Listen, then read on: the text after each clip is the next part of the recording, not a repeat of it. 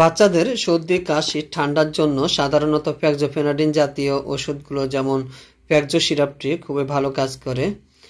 সাধারণত এটি 1 থেকে 2 বছর বাচ্চাদের ক্ষেত্রে 2.5 ml বা আধা চা চামচ করে দিনে 2 বেলা খাওয়াতে হয় এবং 2 বছরের বেশি বয়সী বাচ্চাদের ক্ষেত্রে 1 চা চামচ বা 5 ml দিনে 2 বেলা খাওয়াতে হয়, তবে 7 দিন বা ডাক্তারের পরামর্শ অনুযায়ী। এই সিরাপটির বর্তমান বাজার মূল্য হলো 55 টাকা।